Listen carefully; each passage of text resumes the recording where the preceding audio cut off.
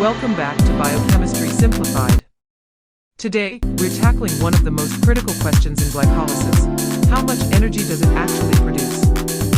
We'll break down the steps, count the ATP molecules, and uncover the net energy gain from this essential metabolic pathway. Stay tuned, because this is a must-know for anyone studying biochemistry. Good day, everyone. Welcome to Biochemistry Simplified.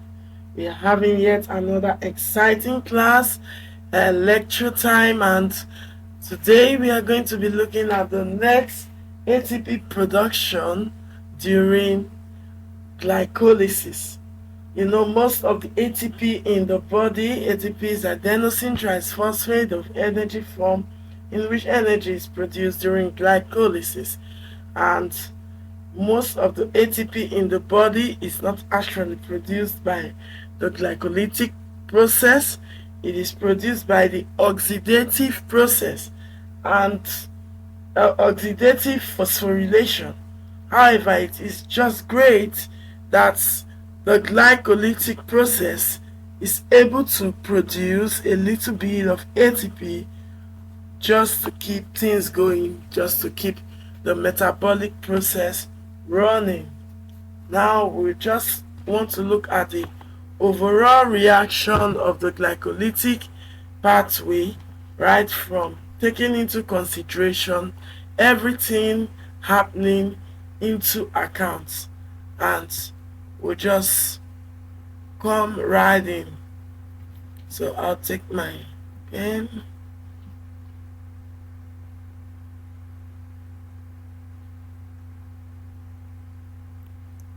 So we'll begin by looking at what happened to glucose. So we have actually one molecule of glucose, one glucose molecule plus 2 NAD plus 2 NAD plus 2 ADP plus 2 PI, and that actually produces 2 molecules of pyruvate. It's like the summary of all that happened with the glycolytic process, plus 2 NADH plus 2 H plus 2 ADP, 2 ATP,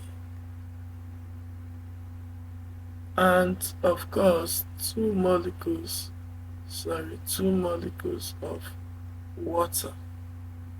Now we want to look at these are actually all the reactants that takes place that actually gives the overall reaction of the glycolytic pathway. Now we want to begin by looking at the individual process.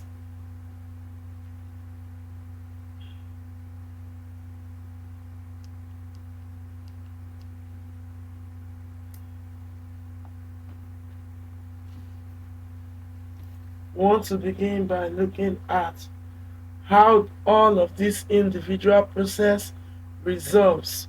So all of these actually resolves into the following. So all of these resolves into the following. So I just write this resolves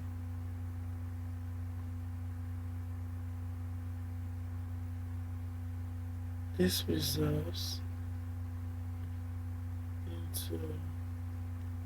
the following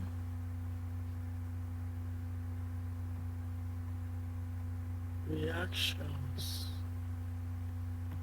Okay, so this results into the following reactions, and the first one we'll be looking at is the first one, say number one, we have the glucose,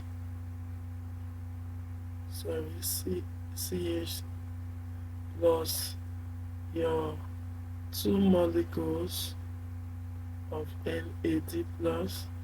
Okay, this actually gives you 2 molecules of pyruvate. It gives you 2 molecules of pyruvate plus 2 NADH plus 2H plus. Alright, and this process gives you free energy change of this is for the first reactions. It's actually broken into 2 reactions of minus 146 kilojoules per mole. 146 kilojoules per mole of glucose.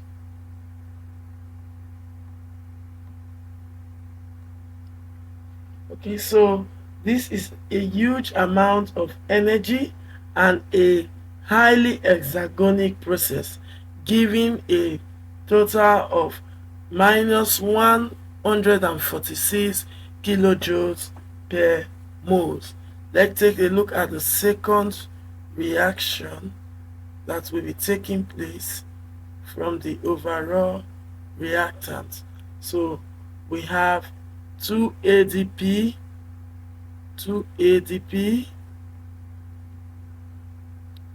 plus 2PI, which is your inorganic phosphate, and that gives you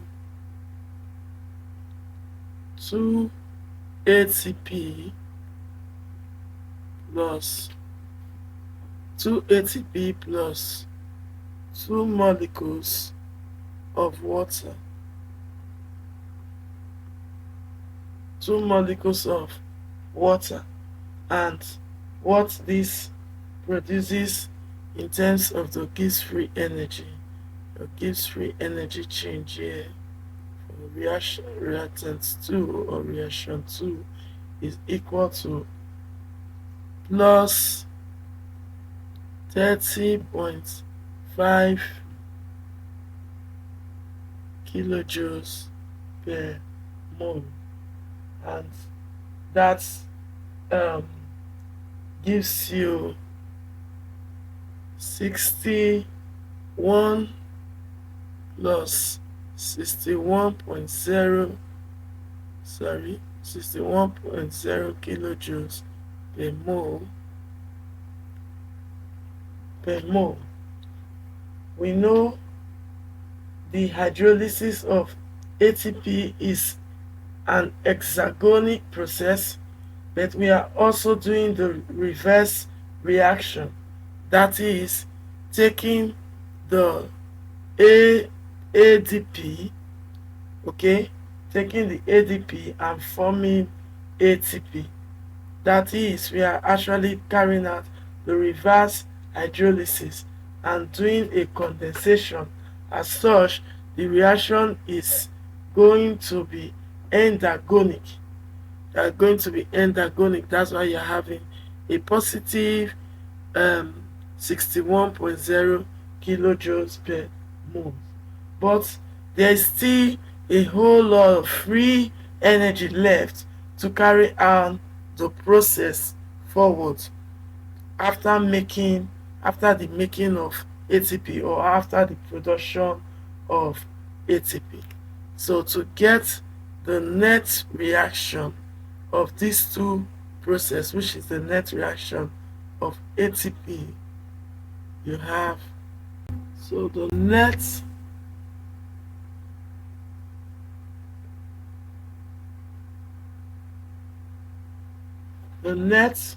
production or net reaction of the whole process is the sum of the delta G's.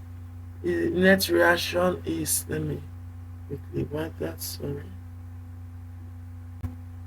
So the net reaction is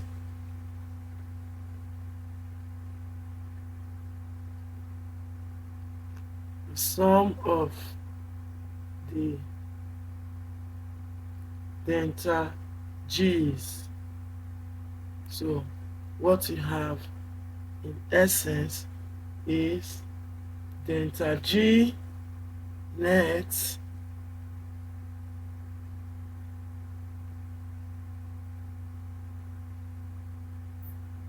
is equal to delta G 1, which is your first reaction, plus your delta G 2, which is the second reaction. And from the result we have for the first reaction, we have minus 146 kilojoules per moles, plus your second reaction we have 61 kilojoules per moles, and that gives you a total of minus 85 kilojoules per moles. So thus in glycolysis, even though some energy is invested into glucose by 2 ATP at the preparatory phase, 4 ATPs are actually created by coupling of the highly exergonic glycolysis reaction to the endergonic ATP synthesis or ATP formation. So if you look at the glucose formation, the reactants giving minus 146 kilojoules per moles, you look at the second reaction giving 61 kilojoules per mole. In summation, you still have minus 85 kilojoules per moles. That's a whole lot of the reaction going that is enough to move the reaction forward, and keep things going with the metabolism. So we'll quickly look at in the next page the high energy phosphorylated compounds. We'll recall the high energy phosphorylated compounds involving glycolysis in addition to this ATP produced. So we'll say recall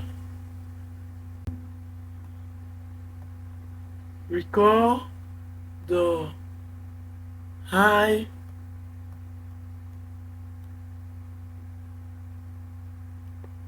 energy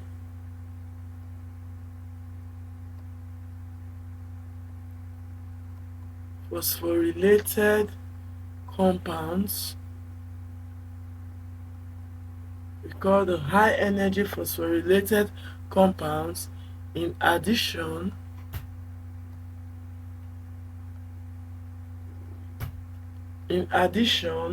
to the ATP, as seen in bioenergetics. By the way, bioenergetics is one of the courses I will be looking at in details, and I promise you really enjoy it, and that will give you a whole lot of insight into this.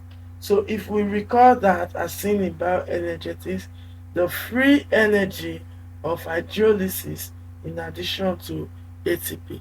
So we want to look at, these are intermediates of what the glycolytic pathway. So we look at the first reaction in that glycolytic pathway, the first reaction, which is your PEP, your phosphoenolpyruvate plus water, gives you a reverse reaction a reverse reaction, and this particular reaction is what produces your pyruvate plus your inorganic phosphate.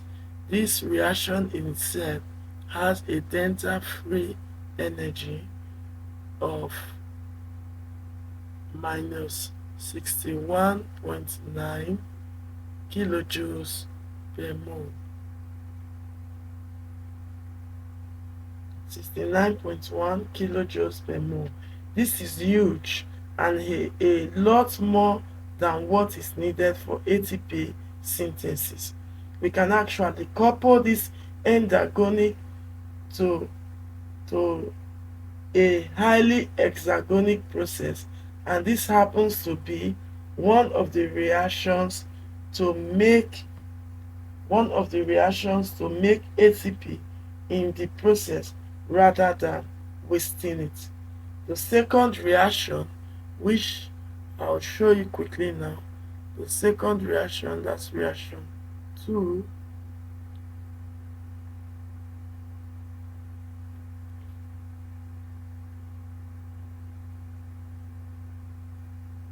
Let me write my second reaction there. So the second reaction, still in the glycolytic pathway, is the 1,3 by phosphoglycerate in addition to water also produces a reversible reaction as seen, producing 3-phosphoglycerate plus inorganic phosphate. This again gives a delta-free energy of minus 49.3 kilojoules per mole. So in this second reaction, it is still very high. You will notice that the ATP in the process, you will notice that the production of the energy is still very high. That is, the phosphoenolpyruvate and the 1,3 biphospoglycerate are intermediates in the glycolytic pathway. As such, we can use this reaction to actually make ATP. That's why in making this is a really beautiful process, and it's just great to know that the glycolytic process is able to still produce a little bit of ATP to just keep things going, even though it is not the major process in which ATP is produced. Like I established earlier, the major process is the oxidative phosphorylation, which we'll be looking at in details subsequently.